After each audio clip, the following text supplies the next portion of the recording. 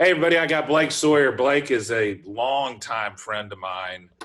I've known Blake for over 25 years. Like I talked about in the introduction, Blake is one of the most impressive people I know. He's a former combat Marine officer, former law enforcement officer, worked at a huge company, and has some specialties that he'll talk about. And he's also an entrepreneur and has started a multi-million-dollar business after his Marine Corps career and his law enforcement career. So Blake, how you doing, man? Thanks for coming on. Great. How are you? I'm doing good. Well, Blake, tell the listeners a little bit about yourself, where you're from, what you've done personally and professionally, things of that nature. Yeah, I mean, I'm from Dallas, Texas, and grew up in Dallas, and went to A&M after high school, and I met you and a lot of great people at A&M. And then after A&M, I got a job in Taiwan, of all places, working in semiconductor equipment manufacturing as a plasma engineer. So we just used plasma gases to etch circuits and wafers, and that was a lot of fun until the bubble burst in Silicon Valley, and September 11th happened, and that led to really what I always wanted to do in my life, but I never really had the courage or the catalyst to do it before, and that's what led me to the Marine Corps.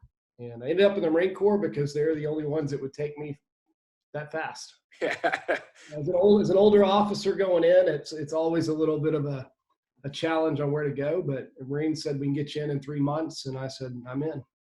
So what was it that you said it's something you kind of always wanted to do but didn't really have the courage or the proper incentive, or whatever you want to call it? What was it, 9/11 that really drove you to it? Really, what really drove me is my grandfather on my dad's side was a electrical engineer out of LSU. And right when he graduated, he enlisted in the Navy.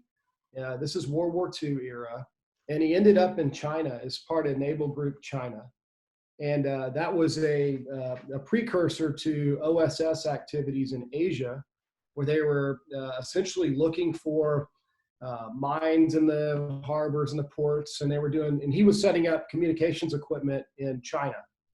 And I thought that was really cool, and it was fascinating to me. And that is where my affinity for military history was born, and in a little bit, unorthodox, non-traditional, non-conventional military history.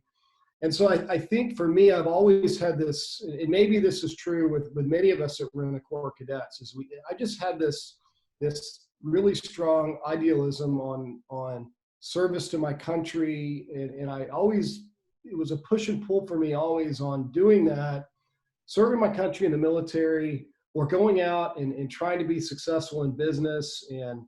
And it was just that mental anguish. And September 11th, the bubble bursting in Silicon Valley gave me an opportunity to revisit what I wanted to do.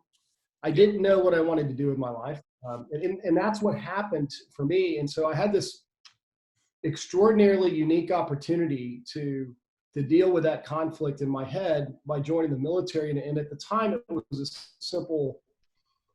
a simple decision. I mean, when you and I were at A&M, there was no global war going on. It was relatively calm. It was all about high tech and boom of Silicon Valley and the internet. So other things that were competing. But after September 11th, for me, it brought me back to that affinity for history, and I wanted to be part of that type of thing. And some of it was, realized I was pretty naive, but in a good way.